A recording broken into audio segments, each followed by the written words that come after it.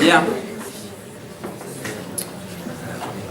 Alors, nous commençons donc notre séance d'introduction aux études. Je vais me mettre là quand même, voilà. Alors, on va parler de définition, évidemment, et puis on va comprendre à quoi elles servent, ces études. Voilà. Je ne vais pas plus loin dans le détail des objectifs, vous allez rapidement comprendre. Donc, on commence par la raison pour laquelle on fait des études commerciales, études de recherche commerciale. Et puis, on va commencer par deux grandes lois importantes dans la vie qui expliquent comment on fait pour gagner de l'argent et réussir quand on est une entreprise. Donc, je disais donc que pour réussir, quand on veut faire des affaires, pour réussir dans les affaires, c'est pas compliqué, et en même temps c'est compliqué évidemment. Donc il faut faire de la qualité et le faire savoir. Alors qu'est-ce que je veux dire par là? C'est-à-dire que si vous faites un produit qui est très bien, mais que vous faites pas, qu'il n'est pas dans un bon packaging, ou que vous ne faites pas la communication qui est adaptée, personne ne va s'en rendre compte. À l'inverse, j'ai envie de dire, si vous faites un produit moyen, mais que le packaging et la publicité fonctionnent bien, ça peut modifier les perceptions des gens. En tout cas, ce qui est important, c'est de faire les choses bien, ça c'est sûr, quel que soit votre métier. Mais que ça ne suffit pas. Il faut aussi le faire savoir, c'est hyper important. Donc si je suis un restaurateur, je cuisine extrêmement bien, mais que je fais manger mes clients dans des assiettes en plastique, ça ne va pas marcher. Si j'ai des vêtements de très bonne qualité, mais que ma boutique elle ressemble à une friperie, c'est pareil, ça ne va pas marcher. D'accord? Donc je dirais que le contenu est aussi important que le contenant. Donc ça, c'est la condition minimum pour réussir. Dans la plupart des cas, ça suffit. Dans la plupart des cas, ça suffit parce que sur votre marché, on est rarement en situation de concurrence pure et parfaite, comme on dit en économie. C'est-à-dire que vous n'avez pas une infinité de concurrents. D'accord?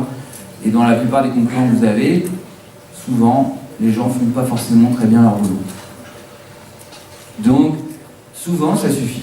Mais si vous voulez être sûr de réussir dans les affaires, alors vous faites mieux que les autres. Ok? Alors, maintenant qu'on a dit ça, on se dit c'est facile. Mais faire de la qualité, qu'est-ce que ça veut dire? C'est ça la grande question. Alors, je m'explique. Quand on fabrique un produit de qualité, qu'est-ce que ça veut dire?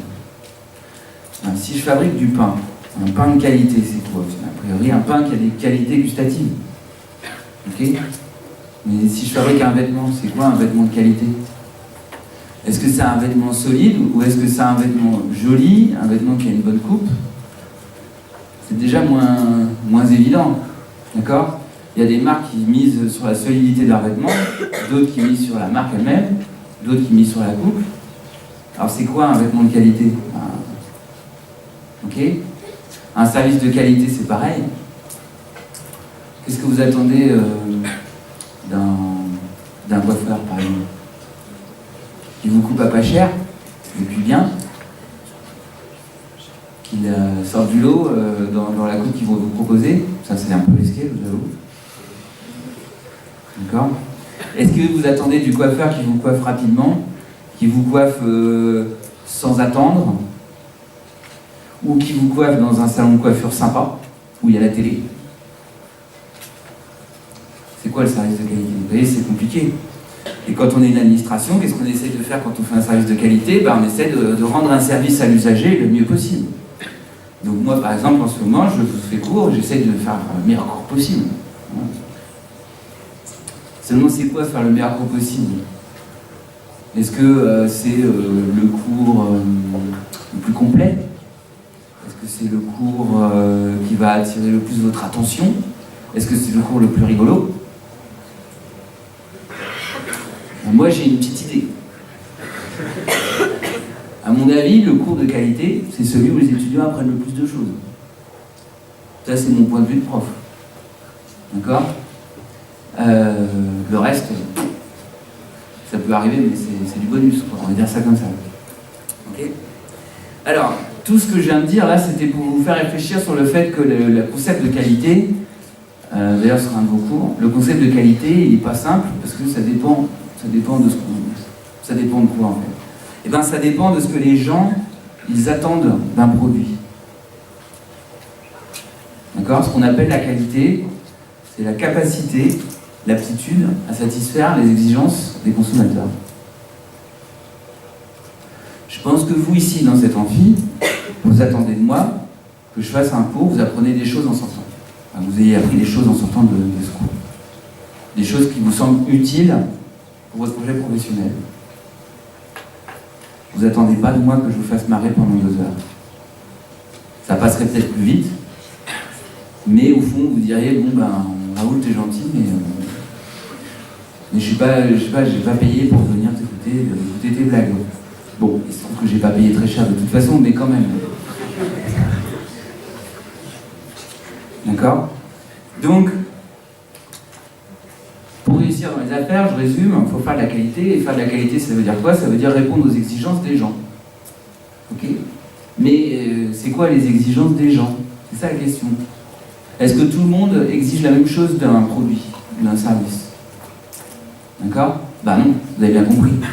Donc, qu'est-ce qu'on fait? Pour connaître les exigences des gens, bah on leur pose la question. D'accord? Et c'est là qu'on fait des études. Donc,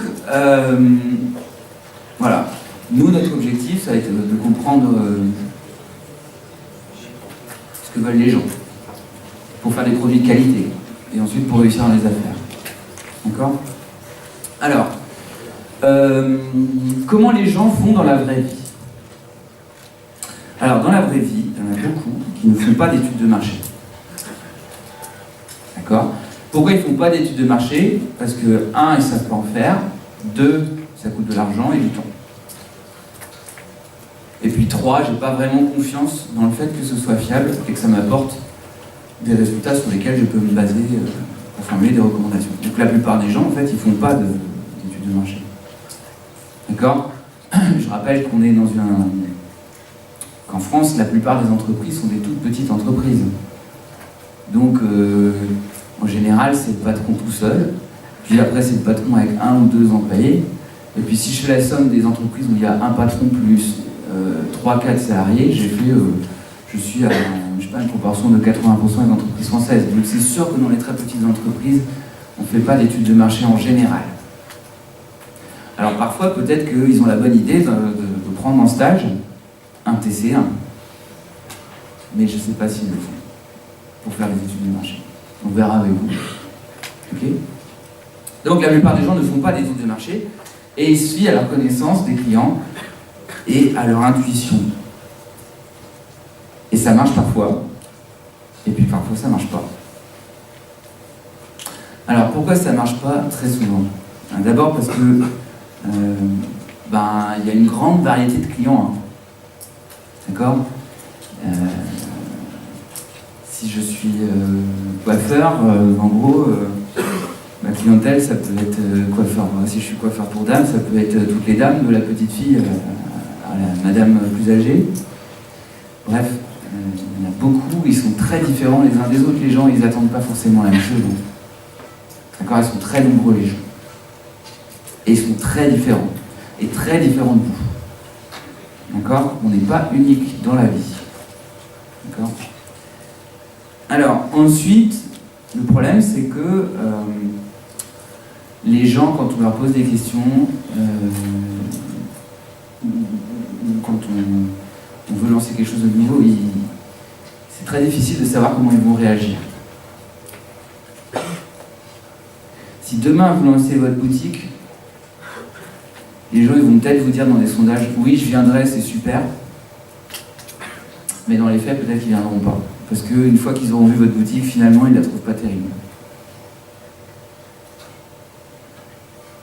On ne sait pas, en fait. C'est très difficile de prévoir comment réagissent les gens.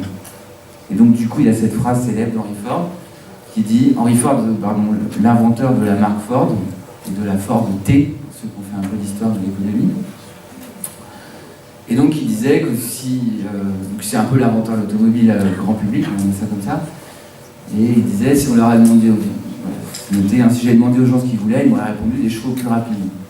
C'est-à-dire que les gens n'étaient pas prêts à acheter des voitures, puis finalement, quand il les a faites, ça s'est très bien vendu. Donc ce que je veux vous dire, c'est que, voilà, les gens, c'est très difficile de prédire leur acte. Alors ça l'est de moins en moins, parce qu'il y a énormément d'innovations technologiques qui ont lieu en ce moment. Ce qui est très important en ce moment, c'est l'intelligence artificielle et ce qu'on appelle le machine learning, très important en marketing. Et de plus en plus, on arrive à prédire les réactions des gens. Mais pour ça, il faut encore des compétences et des outils qu'on n'a pas quand on est une TPE. Et j'ai le troisième problème, mais bon, pourquoi on se plante quand on fait... pourquoi souvent on se plante quand on ne fait pas d'études de marché, c'est qu'il y a un truc qui s'appelle les biais cognitifs. Alors les biais cognitifs, c'est quoi? C'est des mécanismes qui faussent notre jugement. Alors là, j'ai pas internet, mais sur le diaporama, quand vous l'aurez chez vous, vous pouvez cliquer ici, ça vous enverra vers des liens internet qui donnent des ressources complémentaires par rapport à ce que je suis en train de dire. Donc en gros,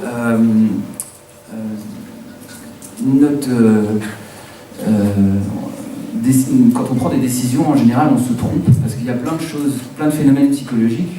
Vous aurez un cours de psychosociaux dans notre formation, vous allez voir qu'il y a pas mal de phénomènes psychologiques qui faussent notre jugement. Par exemple, on a tendance à penser que les gens qui sont de notre avis ont raison. C'est bête ce que je dis, mais c'est souvent le cas, et en fait on a peut-être tort tous les deux. Mais comme je trouve qu'il a raison, comme je trouve qu'il est du même avis que moi, j'ai tendance à apprécier la personne et à trouver qu'elle a raison. Un autre biais cognitif, c'est que ce qui est beau est associé dans l'esprit à quelque chose de qualité. C'est pour ça que je vous dis le packaging, c'est hyper important, la publicité.